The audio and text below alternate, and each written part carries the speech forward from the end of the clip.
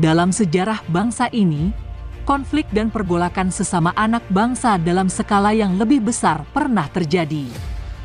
Bila sudah begitu, lantas siapa pihak yang paling dirugikan?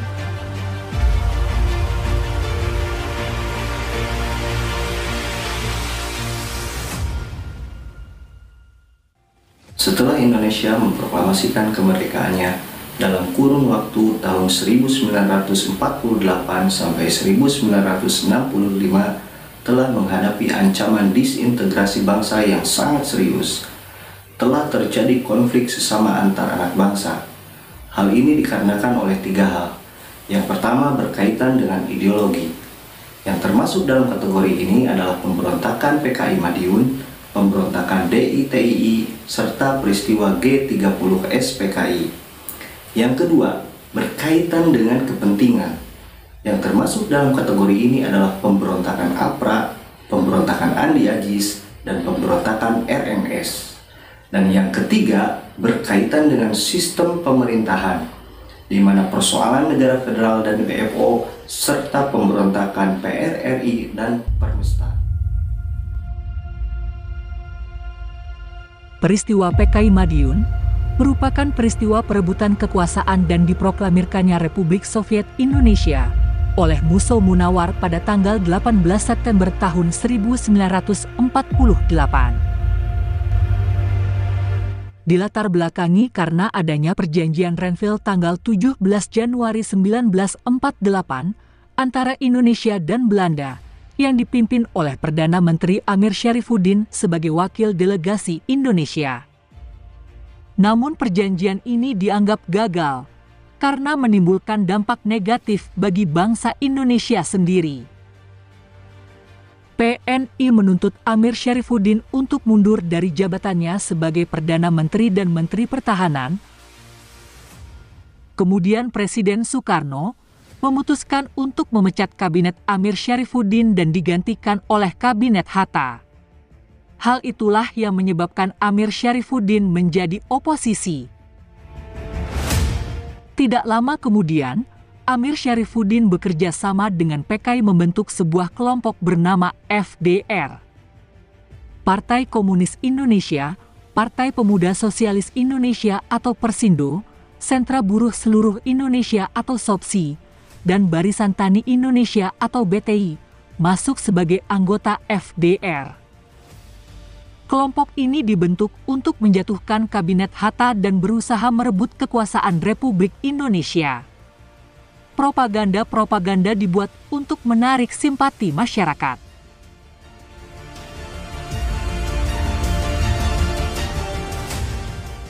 Kemudian Kabinet Hatta membuat program reorganisasi dan rasionalisasi angkatan bersenjata atau RERA dengan mengurangi personel militer dari sayap kiri. Hal itu ditolak Amir Syarifuddin karena secara otomatis merugikan pihak sayap kiri maupun FDR. Kedatangan Musa Munawar dari Uni Soviet disambut baik oleh Presiden Soekarno pada tanggal 12 Agustus 1948. Namun ternyata tujuan Musa datang ke Indonesia adalah untuk memulihkan kondisi PKI dan politik Republik Indonesia. Sejak itulah lahir komunis ala Musa atau jalan baru PKI untuk Indonesia. Namun Amir Syarifuddin mampu mempengaruhi Musa untuk melawan Hatta dan meruntuhkan pemerintahan Soekarno yang dinilai Musa bahwa Soekarno dekat dengan kapitalis dan penjajah.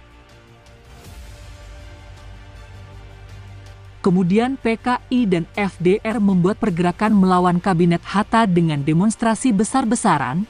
Hal ini membuat kekacauan yang luar biasa. Isu-isu propaganda terus dilancarkan. FDR juga menjadi dalang di balik pemogokan buruh tani yang menuntut kenaikan upah di Solo dan berhasil menjadi sosok pahlawan bagi para buruh tani.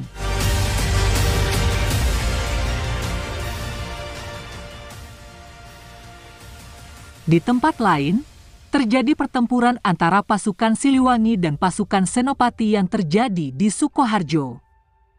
Pertempuran ini pun ternyata ditunggangi oleh FDR dengan tujuan mengadu domba dalam tubuh militer. Kemudian pasukan Senopati pun mundur ke Wonogiri.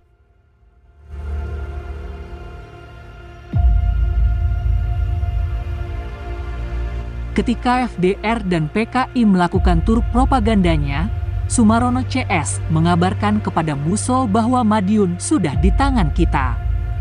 Akhirnya para tokoh elit termasuk Musso dan Amir Syarifuddin menuju kota Madiun.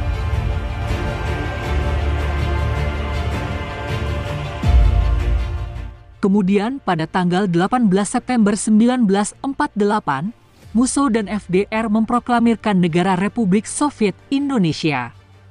Serta melucuti senjata militer juga menghabisi masyarakat yang tidak setuju dengan PKI maupun FDR. Operasi militer dipimpin oleh Kolonel Gatot Subroto dan Nasution, dan mereka berjanji akan menyelesaikan kekacauan dalam waktu 2 minggu. Pada tanggal 28 Oktober, pemerintah menangkap 1.500 orang dari unit militer pemberontak terakhir. Musso ditembak mati 3 hari kemudian pada 31 Oktober ketika dia bersembunyi di kamar kecil dan menolak untuk menyerah.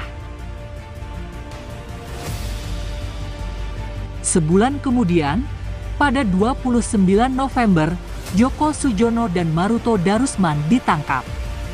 Amir Syarifuddin menghadapi nasib yang sama ketika ditangkap pada 4 Desember. Pada 19 Desember, Amir Syarifuddin, Maruto Darusman, Djoko Sujono, Suritno dan para pemimpin FDR lainnya dieksekusi.